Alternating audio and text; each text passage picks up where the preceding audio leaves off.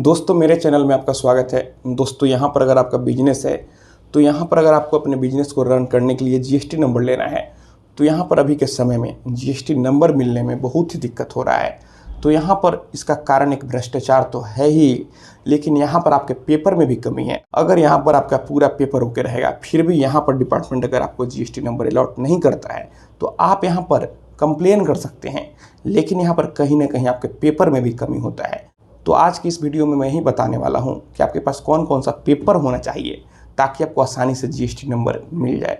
दोस्तों यहाँ पर अगर आपका प्रोप्राइटरशिप फॉर्म है तो यहाँ पर सबसे पहले आपको इंडिविजुअल अपना पैन कार्ड, आधार कार्ड, एक पासपोर्ट साइज फ़ोटो और उसके बाद आपका बिजनेस जहाँ भी है वहाँ का इलेक्ट्रिसिटी बिल, और यहाँ पर अगर रेंटेड है तो रेंट एग्रीमेंट। और यहाँ पर कई लोग करते क्या हैं कि आपके राज्य में जितने रुपए के स्टाम्प पेपर पर रेंट एग्रीमेंट बनवाने का नियम है, आप उतने रुपए के स्टाम्प पेपर पर रेंट एग्रीमेंट नहीं बनवाते हैं। जैसे कि अगर बिहार राज्य की बात की जाए तो यहाँ पर 1000 रुपये के स्टाम्प पेपर पर रेंट एग्रीमेंट बनवाने का नियम है, और यहाँ पर कई लोग क्या करते हैं चालाकी की 100 रुपये के स्टाम्प पेपर पर रेंट एग्रीमेंट बनवा लेते हैं। तो यहाँ पर आपको जीएसटी नंबर फिर नहीं मिलेगा। तो आपको यहाँ पर 1000 रुपये के स्टाम्प पेपर पर रेंट एग्रीमेंट बनवाना है, और रेंट एग्रीमेंट 11 महीने से अधिक का नहीं बनवाना है। अगर आप नोटराइज करवाते हैं तो फिर 11 महीने तक का ही बनेगा, और अगर आप 11 महीने से अधिक का बनवाते हैं तो उस रेंट एग्रीमेंट को आपको रजिस्ट्री ऑफिस में रजिस्ट्री कराना होता है।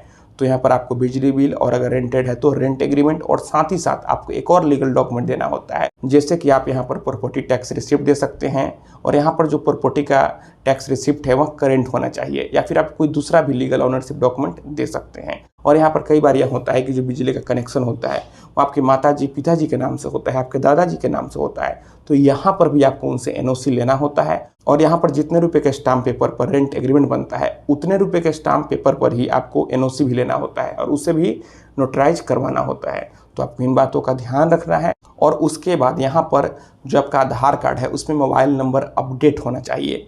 यहाँ पर अगर आधार कार्ड में मोबाइल नंबर अपडेट नहीं होगा तो फिर आपका केवाईसी नहीं होगा, और फिर उसके बाद जीएसटी के जो कंसर्न ऑफिसर हैं वे आपके एड्रेस पर आके फिजिकल वेरिफिकेशन कर सकते हैं। तो इससे अच्छा है कि अगर आपका आधार कार्ड में मोबाइल नंबर अपडेट नहीं है तो आप इसे अपडेट करा लें। तो यहाँ पर सिंपल सी बात है, आपको यहाँ पर अपना पर्सनल केवाईसी डॉक्यूमेंट और यहाँ पर एड्रेस प्रूफ डॉक्यूमेंट, यानी कि जहाँ पर आपका बिजनेस प्लेस है वहाँ पर आपको कैसे यहाँ पर राइट्स मिला हुआ है, क्या बिजनेस रन कर रहे हैं। अगर रेंटेड है तो रेंट एग्रीमेंट, और यहाँ पर वैसे ही अगर पार्टनरशिप फॉर्म होगा तो सभी पार्टनर का यहाँ पर पैन, आधार और आपके पार्टनरशिप फॉर्म का पैन होगा।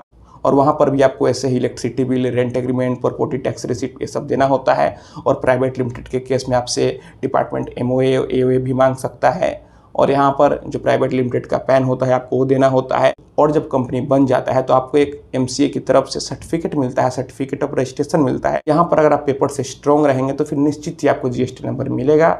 तो दोस्तों मैं आशा करता हूँ आपको ये वीडियो पसंद आई होगी। अगर मन में कोई भी सवाल है तो आप नीचे कमेंट बॉक्स में कमेंट करें, और अगर आप हमसे सीधे जुड़ना चाहते हैं, फ़ोन से बात करना चाहते हैं, मन में कोई भी सवाल है तो फिर आप हमें इंस्टाग्राम पर फॉलो करें। मेरा इंस्टाग्राम पर यूजर नेम है Pritesh1584। आप हमें वहाँ फॉलो करें, मैसेज करें, और अगर फ़ोन से बात करना है तो फिर इंस्टाग्राम पर ही मैसेज करके अपॉइंटमेंट ले लें। तो दोस्तों आप इस वीडियो को अधिक से अधिक अपने दोस्तों और रिश्तेदारों में भी जरूर शेयर करें। हम लोग मिलते हैं अगले वीडियो में एक नए टॉपिक के साथ। तब तक आप अपना और अपने परिवार का ख्याल रखें।